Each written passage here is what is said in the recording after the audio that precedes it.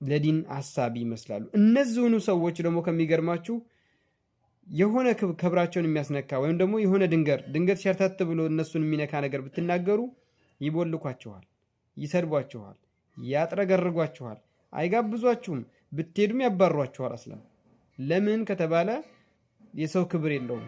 ለአላህ ክብር የሌለውን እንዴት ቤት ጋበዝከው ታዲያ? ለአላህ ንግግር ክብር የሌለውን ሰው እንዴት ጋበዛችሁ ታዲያ? ለነቢዩ ሰለላሁ ዐለይሂ ወሰለም ንግግር ቆሻሻ የሚልን ሰው እንዴት ጋበዝከው ታዲያ? ያንተ ክብር ከአላህ ክብር አስበልጠው ነው? ያንተን ክብር ከዲን አልኢስላም አስበለጥከው? ያንተን ክብር ከነቢዩ ሰለላሁ ዐለይሂ ወሰለም ክብር አስበለጥክ? ነገር ግን በሚያሳዝን መልኩ የእይታ የሰዎችን ጭብጨባ ፍቅርና ጥማት ሱስ የሆነባቸው ሰዎች ለዲን ተጨናቂ መስለው አደባባይ ላይ ወጥተው የሚናገሩ እህቶችን ከወንድ ጋር እየተጨቃጨቁ የሚውሉ እህቶችን ተው እህቶች አይመጥናችሁም ሲባል ገብተው አይዞሽ ሱመያ በርቺ ይሏታል። ደግሜ የምለው ነገር አሁንም በዲን ስም የሚነግዱ፣ በምስኪን ስም የሚነግዱ፣ በየቲሞች ስም የሚነግዱ፣ በችግርተኛ ስም የሚነግዱ ሰው በአሁን ሰዓት የትን ፍጪው ዱቄቱን አምጪ ሆኗል። አብዛኛው ኢላ መን ረሒመ ረቡክ እና አላህን ሱብሓነሁ ወተዓላ ልንፈራ ይገባል። ነገ የውመል ቂያማ አላህ ፊት ስንቆም ማንም አይጠቅምንም። የሰራነው ስራ ብቻ ነው። የሰበሰብከው ለወራሽ ይቀራል።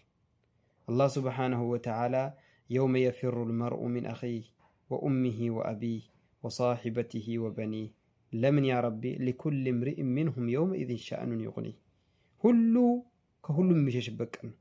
ያን ቀን አላህ ፊት መቆም አለ እና ወንድም እህቶቼ የሰው ልጅ ራሱን መብት አስቀድሞ የራሱን መብት አስከብሮም አያስከብርም ራሱን አዋርዷል። ምክንያቱም ዲን እየተሰደበ አላህ ሱብሓነሁ ወተዓላ ንግግር ላይ እንደፈለገ እየተፌዘ ቀጥታም ይሁን በተዘዋዋሪ የነቢዩን ንግግር ቆሻሻ እየተባለ የተለያዩ ቃላቶችን የሚመርዙ ወይም ምርዝ ቃላቶች የሚጥሉትን ሰዎች ሐሳብ ልዩነትን አክብሩ ይላሉ። ሐሳብ ልዩነት ቁርአንና ሐዲስ ጋር ተቃርኖ ከመጣ ማፊ ሐሳብ ልዩነት እዛ ጋር ቁርአንና ሐዲስ ጋር ልዩነት ነው። እዛ ጋር ምንም ነገር የምትደራደረው የለም፣ የምታከብርለት ጉዳይም የለም።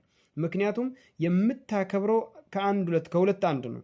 ኢማ የአላህን ንግግር አክብረህ ያንኛው የዘቀጠ መሆኑን ታጸድቃለህ፣ የነቢዩ ንግግር ሐቅ መሆኑን አጽድቀ ያ ባጢል ሰውዬ ያ ሙብጢል የሆነ ሰው የተናገረው ባጢል መሆኑን ታረጋግጣለህ፣ ታጸድቃለህ።